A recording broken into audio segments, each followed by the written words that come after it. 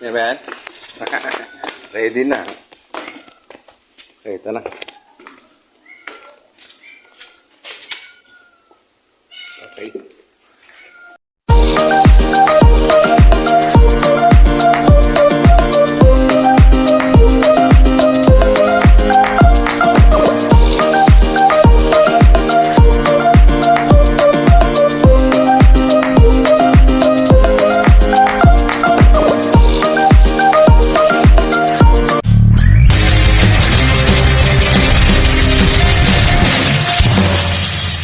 Mga brad, napakaganda nga pa muli sa ating lahat at pumasyal lang tayo dito sa ating mini farm.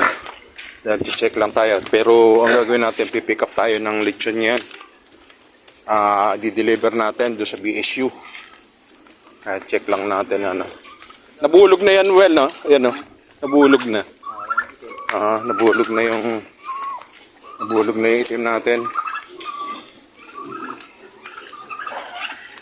So ayun nga mga kabrad, yung inagahan lang namin ni Mimoy na pumunta rito sa farm para manghuli kami ng ililitsyon. Ito mga kabrad yung i-deliver natin mamayang hapon. Ngayon ihatid lang natin dun sa ating pinaglilitsyonan. Kaya mamaya 5:30 pipick upin natin tong litsyon na to para i-deliver natin dun sa BSU. Salamat mga kabrad.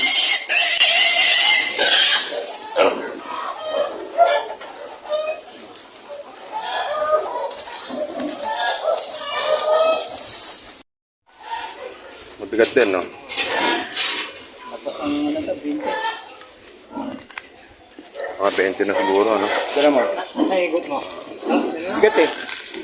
Ayo. O yan. Yan, laki ba yan? Bago yan eh. Yan yung galing sa'yo.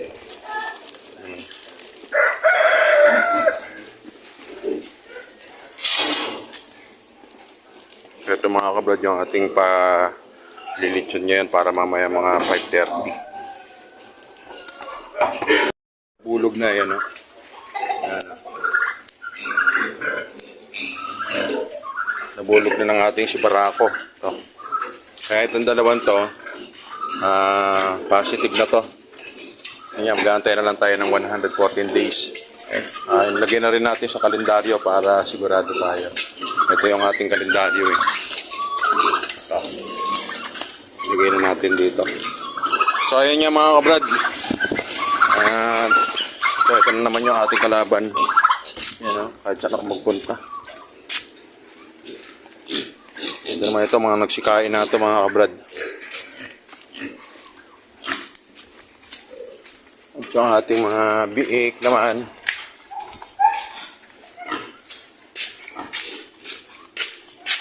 Mukhang tahimik na.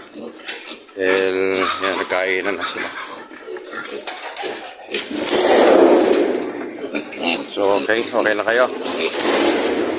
Tara mga kabrad at kukunin naman natin yung ating order na lechon doon sa kinukuhaan natin. Tapos di-deliver natin ng BSU. Kabrad, pick upin muna natin. At ang call time naman natin doon 6 PM after palalabas lang natin sa trabaho. Dumaan muna tayo saglit dito sa ating mini farm para lang doon sa check ng ating mga alaga. Okay mga kabrad, dumiretso muna tayo dito sa ating mga alaga para matulungan muna natin si Joel magpakain ng ating mga baboy. Dahil kagagaling lang din ni Joel sa trabaho, pagod. Kaya pinatulungan muna natin. Ang call time pa naman ng ating lechon doon, mga ano pa naman 6. Ang kuha ko doon sa lechonan, nasa mga 5:30. Pipick upin natin. So, ngayon, nagpakain muna tayo ng ating mga biik.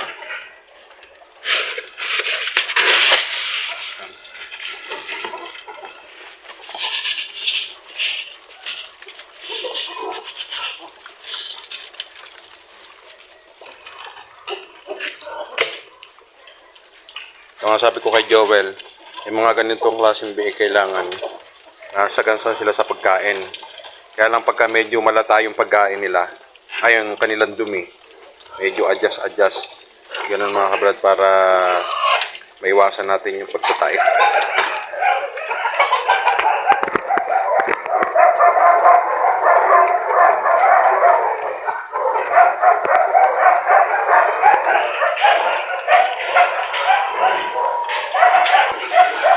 Tsaka ito mga kabrad, dating ano na to, yung dalawang babae na yan, nakasta na ng ating barako. Kaya yan, wait na lang tayo dyan ng 114 days.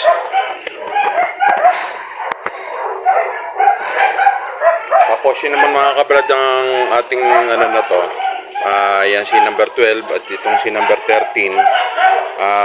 Binili na natin sila ng similya. Pero mga kabrad, doon na tayo bumili ng similya sa Santa Maria para may maiba-iba naman. Maiba-iba. Kasi napansin ko parang yung ating mga biik parang ano siya, yung hindi siya kagandahan. Kaya ibabago naman tayo mga kabrad ng ano ng similya. Para doon yun kasi sa dating yung sa Santa Maria kasi mga kabrad, yun doon tayo dati kumukuha ng similya, kaya magaganda yung mga biik natin nun.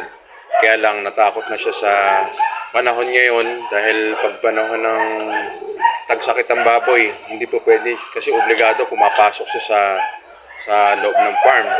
Posible na mahawahan yung kanyang mga bulugan pagka nag-AAI siya mismo yung nag-AAI.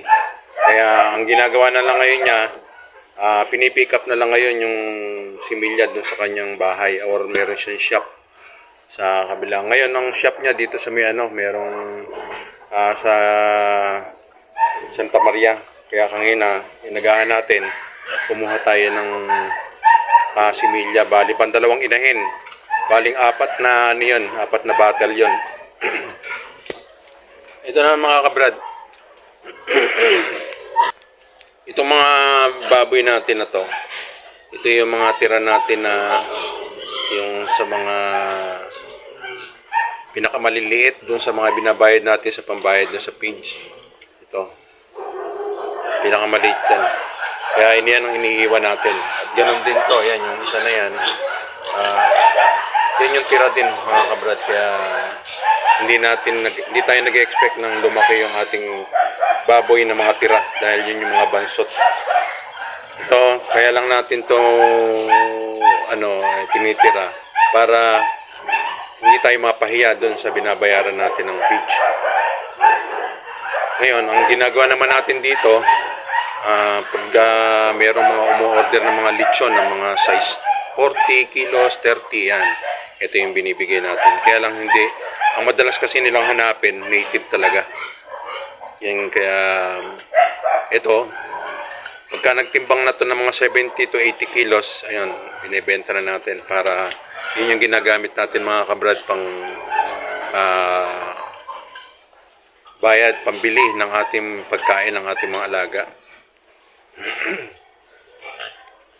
Kaya kanina, nagahan namin kanina para makakuha ng similya. Para piniprepare natin doon mga kabrad yung paglalandi ng ating mga baboy.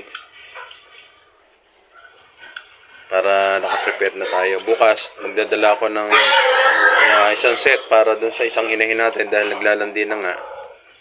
Yan ang natin ituturok.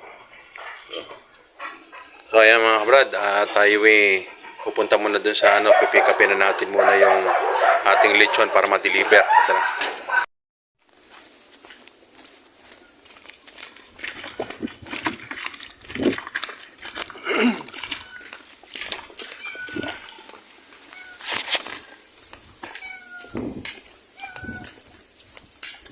Yan ba yan? Ready na. Okay, ito na. Okay. Magkano ba, Mamboy? So, okay. Ay, madali na lang. Busok-busok pa. Sa ano lang naman yan, BSU. So ito na mga kabrad, yung ating order na lechon. Yan, tara. Kabrad, sakto-sakto yung dating natin. I-deliver naman natin doon sa BSU. Tara mga kabrad. So mga kabrad, dumating na tayo sa pagdi-deliver natin. Saan lalagay ito? Pre, ikaw nga magbitbit na. Ano? Kaya ba? Kaya ba?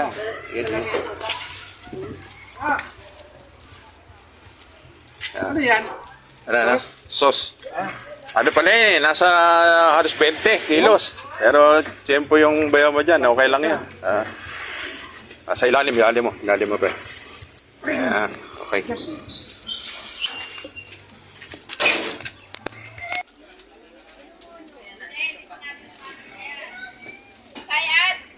Kalimang buto sa lakas ng hangin. Yan. At ito nga mga kabrad, nagpa-picture muna tayo kay boss. Ito yung pinag-deliveran natin ng lechon. Mga kabrad, tagumpay natin na i-deliver yung lechon. Ngayon naman, siyempre pauwi na tayo. Alanganin ng babalik pa tayo sa farm. Diretso na tayo ng bahay para makapagpahinga na mga kabrad. Muli, maraming salamat. God bless po sa atin lahat.